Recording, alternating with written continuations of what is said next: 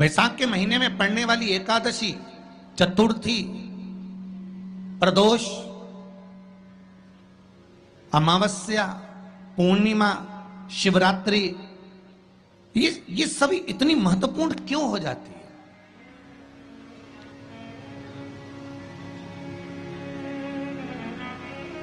इसकी महत्वता इतनी प्रबल क्यों हो जाती है? किस लिए? क्योंकि बैसाख का जो महीना पड़ता है, सूर्य की संपूर्ण तपन, सूर्य देव अपने पूर्ण तेज के साथ में, पूर्ण तेज के साथ में मृत्यु लोक के निवासियों पर, चाहे जलचर हो, थलचर हो, वायुचर हो, चाहे जो जीव हैं, उस पर जब किरण फेंकते हैं तो संसार का जो मनुष्य है उस पर जब ताप पड़ता है तो ताप पड़ने के कारण उसके मुख से भगवान का नाम निकल ही जाता है, स्मरण नाम निकल ही जाता है। जब उसके मुख से भगवान का नाम निकलता है तो वो भगवान की शरणागति खुद ग्रहण कर लेता है स्वयं।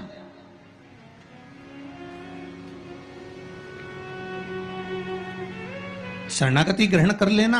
बैसाख का महीना चल रहा है, शंकर के शिवालय में जाओ, शिव के शिवालय में 3 स्थानों का स्पर्श अवश्य। जब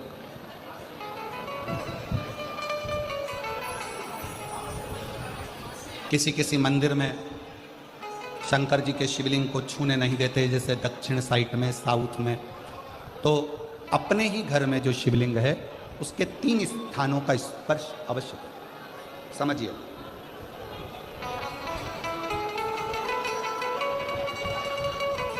पहला शंकर भगवान के जहां से जल बहता है उस स्थान पर, ये जलाधारी है, जल बहता है, ये शिवलिंग है, यहां से जो पानी नीचे की ओर जाता है उस स्थान का स्पर्श अवश्य करें। दूसरा, शिवलिंग का जो गोल भाग है उस गोल भाग में कहीं पर भी अपनी हथेली का स्पर्श अवश्य करें। तीसरा, शंकर भगवान के शिवलिंग का जो ऊपर का भाग है वहां अपने अस्त्र का स्पर्श अवश्य करें। तीनों स्थान पर ब्रह्मा, विष्णु और महेश का स्मरण करते हुए जब बैसाख महीने में आप शंकर भगवान को जल समर्पित करें। शिव जी को जब बैसाख के महीने में जल दिया जाए तो दोनों हाथ से अंजलि में कलश रखकर शंकर भगवान की अपने हाथ की अंजलि में जल रखकर शिव जी को जल अवश्य समर्पित करें। शिवरात्रि के बैसाख महीने की शिवरात्रि पड़े, बैसाख महीने की प्रदोष पड़े तो एक बेलपत्र शंकर को अवश्य समर्पित करें। मान लो गर्मी बहुत तेज है, पेड़ों पर बेलपत्र नहीं मिले तो एक दुर्वा शिव को अवश्य समर्पित करें। मान लो बहुत तेज गर्मी पड़ने पर, यहाँ रतनगढ़ में तो हम देख रहे हैं रजी रज, धूली धूल इतनी है, मिट्टी इतनी है कि यहाँ तो दुर्वा मिलना भी बड़ा मुश्किल है, तो एक चावल का दाना शिव को जरूर समर्पित करो, उतने में।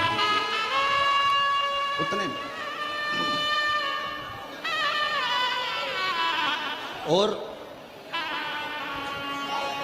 बैसाख महीने में सबसे ज़्यादा जरूरी है, जो सबसे ज़्यादा जरूरी है बैसाख महीने में, वो जलाशय, अर्थात अपने घर के नज़दीक में कोई पानी का स्थान हो, जलाशय हो, वहाँ का जल शिव को समर्पित करना, या शिव के नंदी के पास में। और हम तो कहेंगे शंकर का नंदी केवल मंदिर में मत देखो, आपके घर के आसपास में हमारे मारवाड़ की पहले की रीति रही है। राजस्थान में बहुत सालों पहले, जब लगभग 19 से 20 साल पहले हम फलोदी में आए थे, 20 साल पहले, और 20 साल पहले जब हम फलोदी में आए थे राजस्थान में, तो हमने उस फलोदी राजस्थान में देखा था कि प्रत्येक घर के बाहर पत्थर का एक छोटा सा कुंडा जैसा होता। 2 चीजें हमने फलोदी राजस्थान में प्रत्येक घर के बाहर 20 साल पहले देखी थी। एक इतना बड़ा कुंडा पत्थर का जिसमें लोग भोजन रख देते हैं, और एक बड़ा सारा कुंडा जिसमें लोग पानी भर देते हैं, जिससे चिड़िया, पशु, पक्षी, गौ माता सब उस पानी को पीती रहे और आपका और हमारा कल्याण होता रहे। इस भाव से प्रयास करो, शिव जी को तो जल समर्पित करो।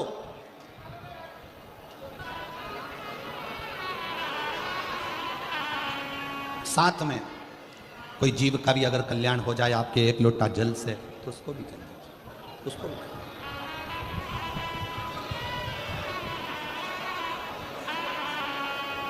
शंकर भगवान ओघड़दानी शिव, जिनका चढ़ा हुआ जल केवल मात्र स्पर्श, आचमन, दर्शन आपका और हमारा कल्याण कर देता है। अपने दुख को, अपनी तकलीफ को, अपने कष्ट को किसी दूसरे के दरवाजे पर जाकर कभी मत करो, कभी मत।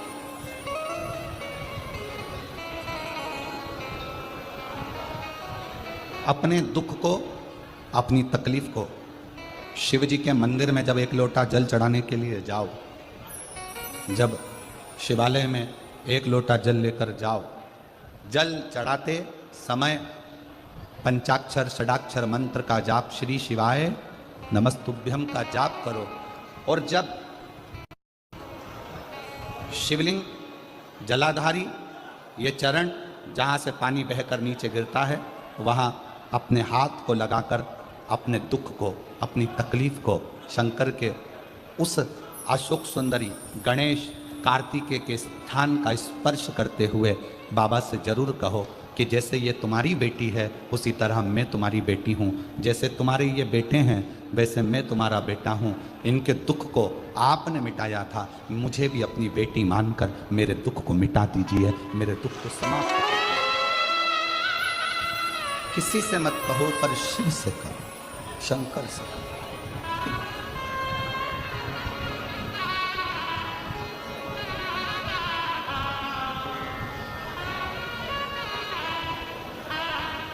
जब आप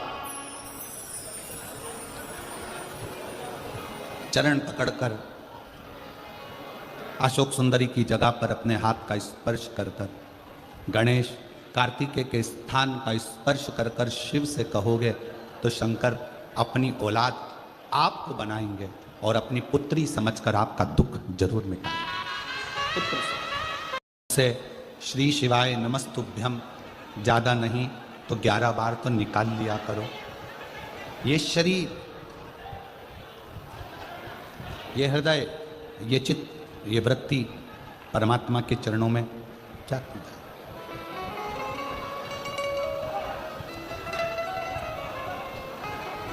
दुख है ना, शिव से कहो। पुरुष में और स्त्री में एक बहुत बड़ा अंतर है। पुरुष में और स्त्री में एक बहुत बड़ा अंतर है। पुरुष एक कान से सुनता है, दूसरे कान से निकाल देता है। स्त्री दोनों कान से सुनती है, जुबान से निकाल देती है। पुरुष में और स्त्री में सबसे बड़ा अंतर यही है कि पुरुष यहाँ से सुनेगा, यहाँ से निकाल देगा, और स्त्री दोनों कानों से सुनकर मुख से निकाल देती है। शिव पुराण की कथा कहती है, अगर स्त्री को मुख से निकालना भी है सुनने के बाद, तो अपने पिता देवादिदेव महादेव के सामने जाकर निकाले तो बात शिव के पास। सबका किया है मेरा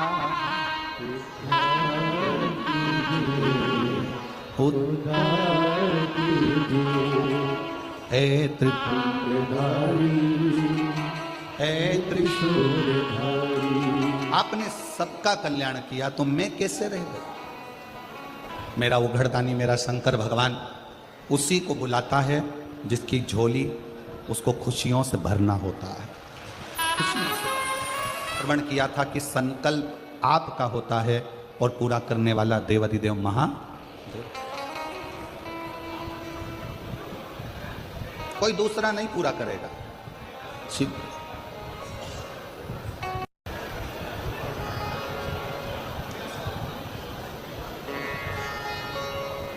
कि भगवान को पाने के लिए अगर तुम अपने दिल से एक बार अगर मुख से कह दोगे कि हे प्रभु मैं तुम्हारा हूं और तुम मेरे हो, बस ये बात अगर दिल से कह दी तो परमात्मा भी तुम्हारा हो जाता है और तुम परमात्मा के हो जाते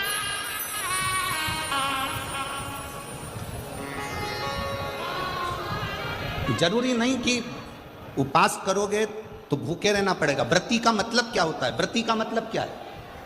एक सिंहपुर प्रदेश में एक व्रती ब्राह्मण रहता था। व्रती ब्राह्मण का मतलब यह है कि वो कुछ खाए पीने से या उपास रखने से, साबूदाना खाने से, मोरधन खाने से, चिप्स खाने से, वेपर्स खाने से, पपीता खाने से, सेवफल या केला खाने से व्रत नहीं होता। व्रत का मतलब है कि तुमने एक नियम बना लिया कि मैं रोज अपने घर से 1 लोटा जल लेकर शंकर के मंदिर जाऊंगी, या आपने कोई नियम बना लिया कि मैं 15 मिनट शंकर का भजन करूंगी, या नियम बना लिया राम नाम, कृष्ण नाम, शिव नाम जपूंगी, ये तुम्हारा व्रत हो गया, तुम व्रती हो गए। ये व्रत तुमने धारण कर लिया।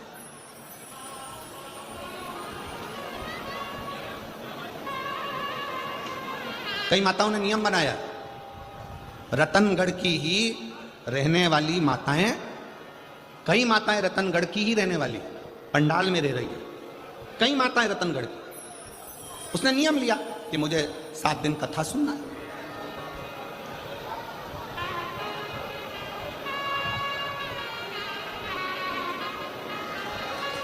उसका नियम था, व्रती है।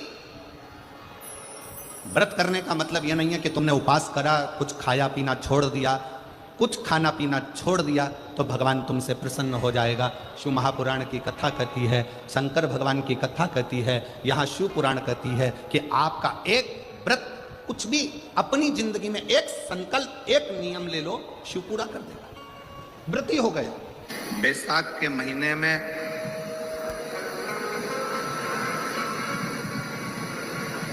शिव सप्त तीर्थ का बड़ा महत्व है।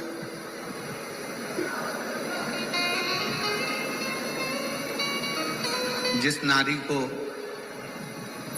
30 साल हो गए हों, बच्चे नहीं हों, 35 साल हो गए हों, संतान नहीं हो, 25 साल हो गए, 20 साल हो गए, संतान का सुख ना हो,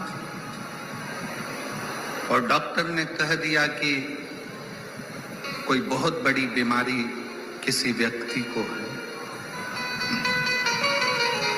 रोग बड़ा, बीमारी बड़ी,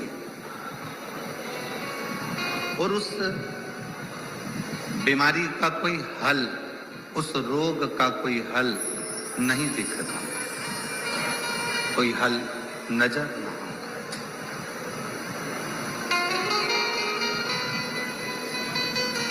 कोई हल दिख ना रहा। तो बैसाख महीने में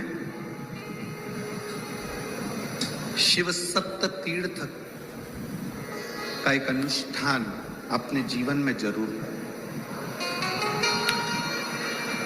मट्टी के पात्र में जल भरना और मट्टी के पात्र में जल भरकर प्रतिदिन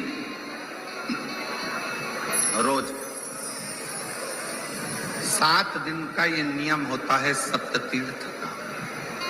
सप्त तीर्थ बस विराम जो है उसका प्रदोष के दिन होना चाहिए।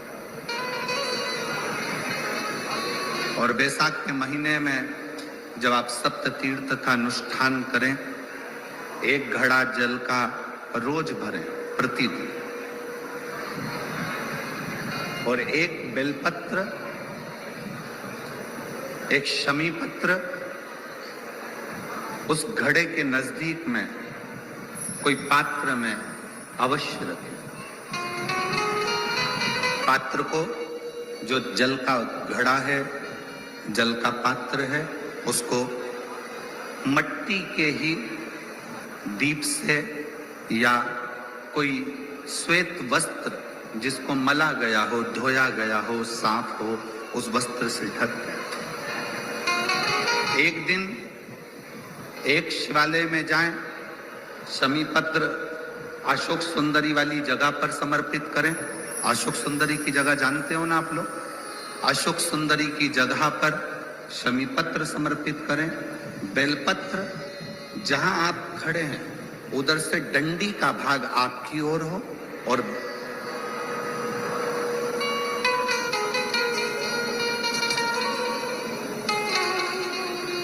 जहां आप खड़े हैं वहां डंडी का भाग आपकी ओर हो और बेलपत्र शिव जी को समर्पित करा जाए। फिर जो मिट्टी के पात्र में जल है वो भगवान शंकर को अपनी कामना कर कर शिव जी को समर्पित कर। संतान के लिए कर रहे हो तो वहीं से जल को एक कटोरी में एक पात्र में झेल लीजिए। उस जल का आधा भाग नंदी के पास बैठकर आप ग्रहण कर लो, आधा भाग अपने पति को देना प्रारंभ कर दो। कोई रोग के लिए कर रहे हो, किसी बीमारी के लिए कर रहे हो तो वो जल आप अपने घर की देहली में प्रवेश करने के पहले अपने मुख में उसको ग्रहण कर लें। एक दिन में एक शिवालय, दूसरे दिन दूसरा शिवालय, तीसरे दिन तीसरा शिवालय।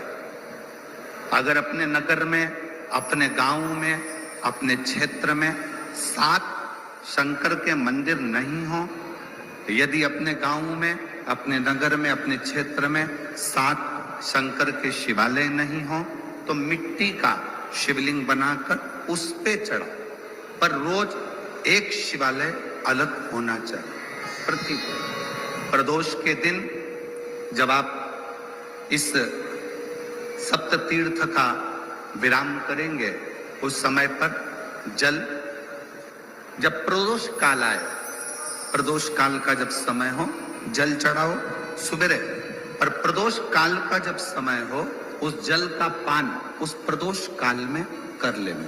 प्रदोष को जो प्रदोष काल में उस जल को शंकर का पंचाक्षर मंत्र नमः शिवाय, षडाक्षर मंत्र ओम नमः शिवाय या श्री शिवाय नमस्तुभ्यम बोलकर प्रदोष काल में उस जल का पान करें। बाबा को प्रार्थना करें, शिव से विनय करें। ये नियम केवल बैसाख के महीने में होता है, इसको बाकी के महीने में नहीं किया जाता है। इसको बाकी के महीने में नहीं करते, केवल बैसाख।